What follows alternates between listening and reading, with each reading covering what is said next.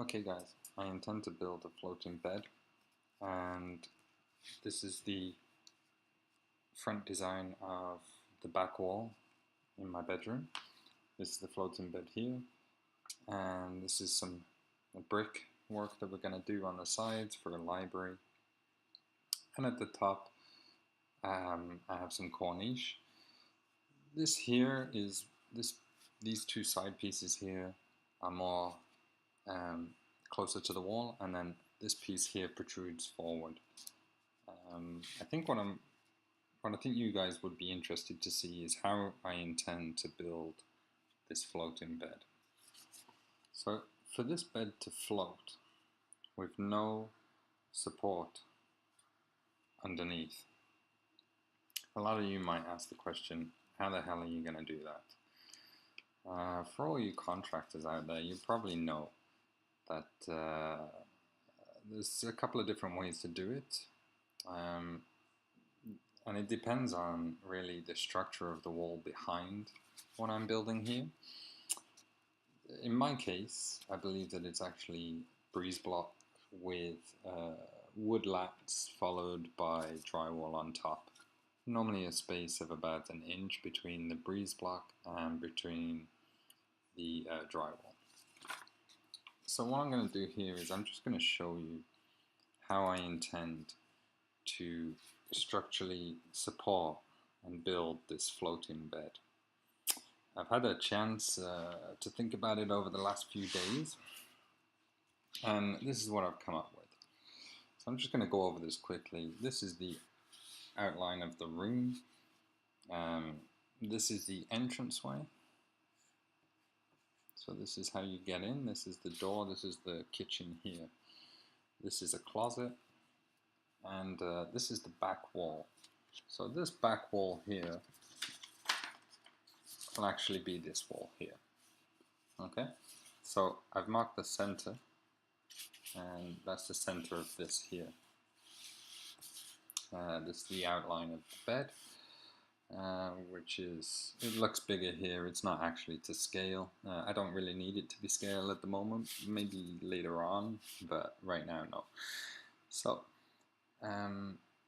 what I'm trying to do here is I'm trying to work out, like I say, the support for it. And any of you contractors out there will already kind of gauge what I'm doing here. But it's not as simple as it looks.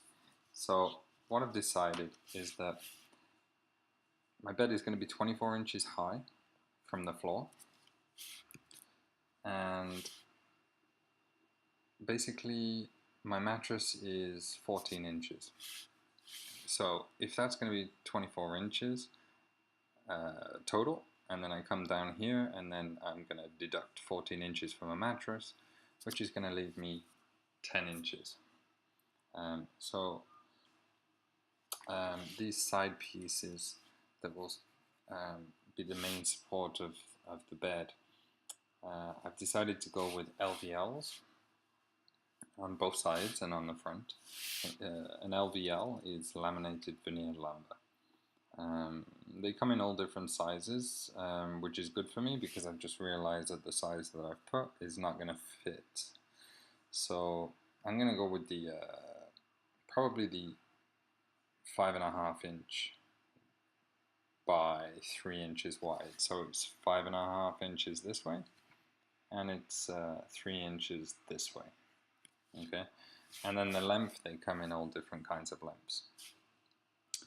So the question is, how am I going to attach this to the wall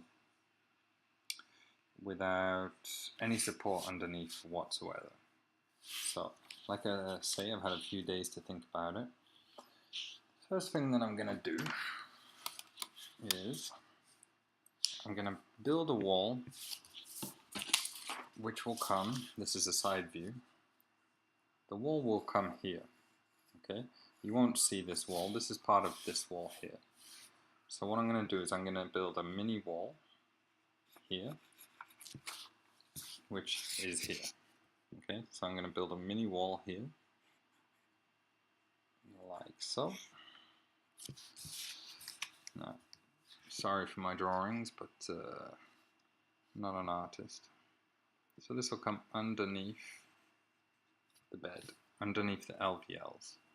And for this, I'm probably going to use a 2x6, something like that. So that's going to come out more like here. Okay, so this will be my mini wall. Now this wall has to be pretty strong because it's going to support the weight of these LVLs and the pressure that I put on them.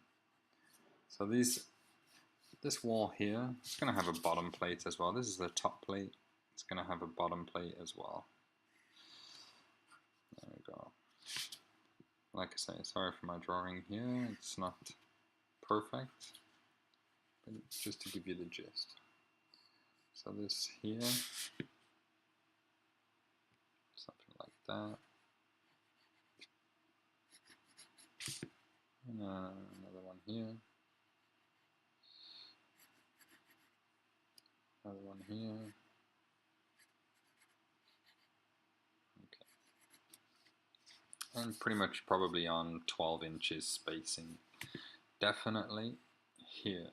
Here we're going to have 2 or 3 completely directly underneath this LVL that's on the sides. We're going to have a couple of blocking underneath it just to support it.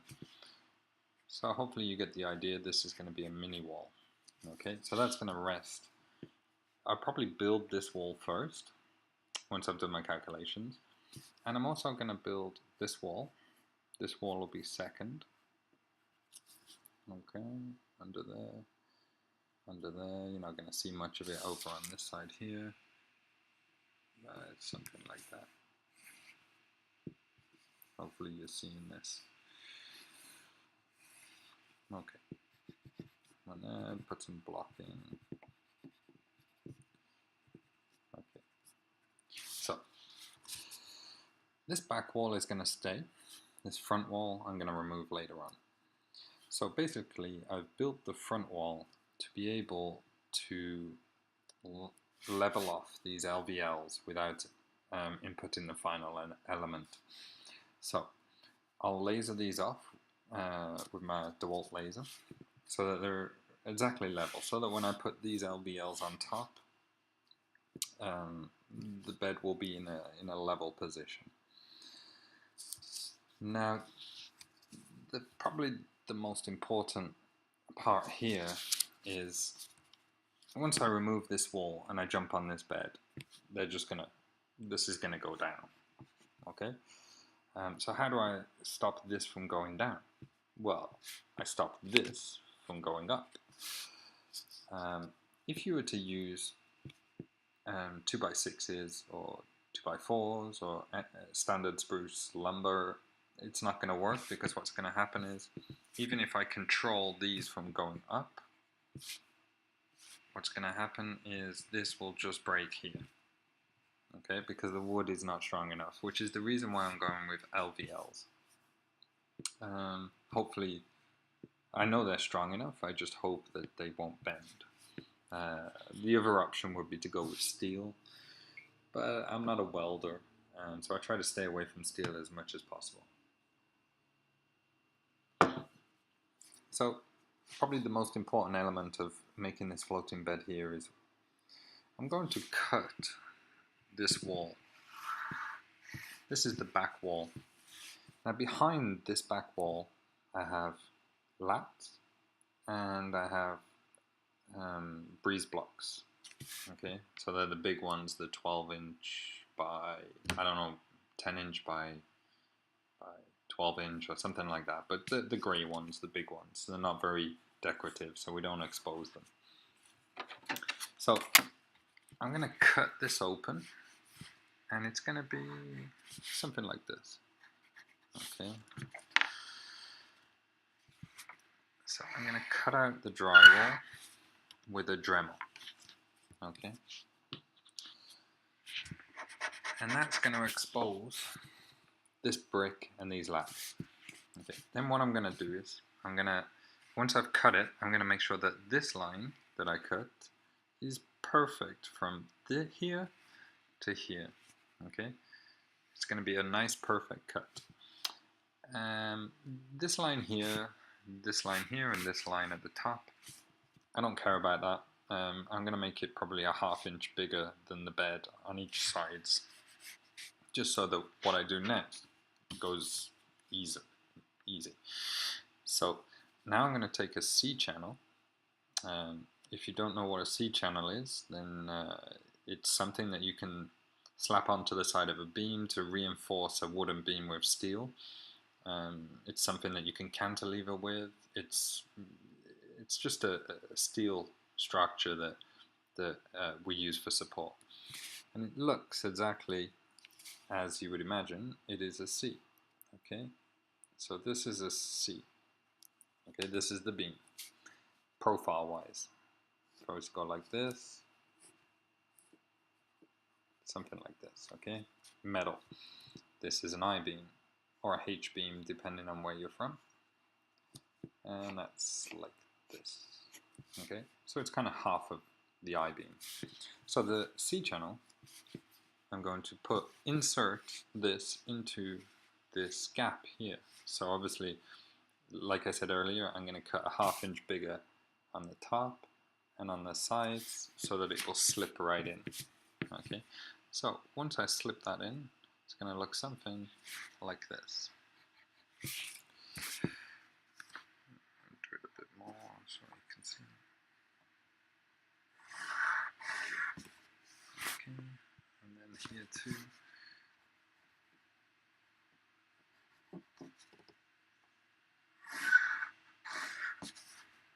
Something like that.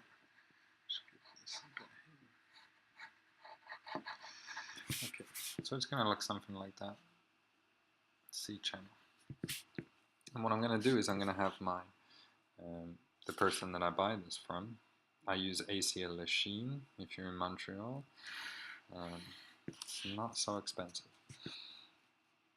Well, it's cheaper than what you would imagine, that's for sure.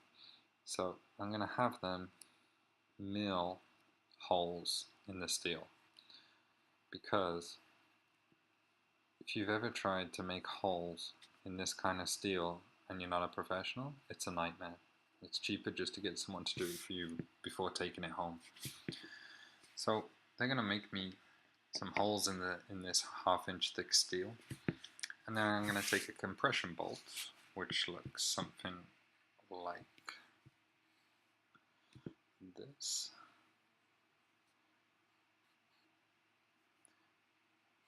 This is a compression bolt,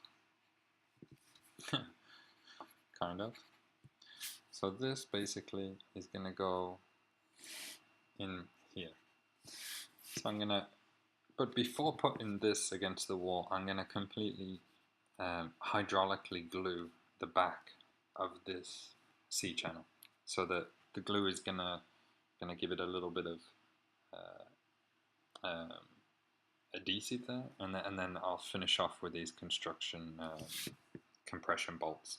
The length of them, they're going to be the size of the hole, so I'll make a ½ inch hole here. This will be a ½ inch thick here. Lengthwise, I'll probably make them about around 3½ inches, something like that. It depends, to be determined, I don't know yet. So I'll probably glue each hole as well, and then I'll shove them in. This is hydraulic glue, this is not standard glue. It's not Bulldog grip or any of that, it's going to be hydraulic. That's a 2-part epoxy mix as far as I believe. So with the hydraulic glue behind it, as well as the hydraulically glued ½ inch compression bolts, I do believe that would be enough to hold this C channel in place. And don't forget, it's also sitting on the lip of the drywall. Okay, it's sitting on the lip, so the top will also have it's kind of like a step. So if you tried to push this up, you would have to push up all this drywall, which is very I don't know if that's possible. So the idea behind this is that when you push this down, I don't want this to go up. okay? And if I can stop this from going up, I should be able to stop that from going down. Now what I'm doing here is called cantilevering. Now normally when you cantilever 1/3 of the total length. That's the maximum that you're supposed to cantilever. Now because I can't put this inside of the wall, you know, I would prefer to do it that way, but it's impossible. So because there's a brick wall there, so effectively instead of cantilevering just 1/3 of the total length, which is ideal, I'm stopping this from going up because that's the only way that I can think to do this. Yeah, unless I was to weld a steel frame to the C-channel, to the wall, and even that I can't really guarantee the results of that. So after that, we're going to have some transformers that are going to be in here somewhere, and they're going to have lights that come around the side of the bed just to light up underneath the bed, which will be on a switch over here somewhere. Then now you're thinking, okay, well that's fine, that might work, it should work. But now you're thinking, well, we can see that, but you won't see it. And the reason why is because, as I mentioned earlier, this part is more out than these parts. So what I'm going to do is continue this wall up to the ceiling, like so, covering the C-channel. So now I'm building a wall basically in front of the C-channel, in line with this bottom wall here, as you can see here. And then this will be the library on the side with the brick, the books, and that's pretty much right against this back wall here. I might even go right off this back wall, I'm not sure yet. And the same here with the brick as well. Like I say here, you can see the bricks and the books and the shelves. These actually will come out as well. The lower part will come out to this wall because this will be like some kind of storage area on both sides. So yeah, I just really wanted to show you how I intend to cantilever this, because once this C-channel is in, I can pull this out.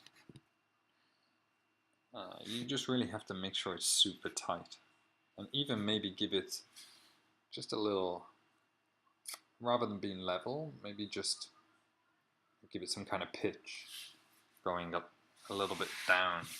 Okay, so you would really have to push, like, because I don't want any sag. I don't want it to sag down when my daughter jumps on it. So maybe if I give it a little, make this point here higher than this point here, then that would absorb some of that sag. But so this is kind of how I intend to do it. So wall first, and another wall, level off my LVLs, which are super strong. They'll sit on top of this wall, and then I just bang that C-channel right on top there, and then I'll frame in front of the C-channel, and then finish off with the MDF that protrudes out, and then you have the moldings going back in, so it gives you the in-out feel for the wainscoting. Put a nice cornice on the top, some kind of shelf. Might go rustic on that, not sure. And yeah, that's pretty much it. So hopefully in a few weeks, as I'm doing this part-time, it'll look something like this. And I'm probably going to get my daughter to come help me with the bricks. So here's the side view. That's the closet, which is that closet there. And yeah, so you can see that this part comes out. So the C-channel will be right here.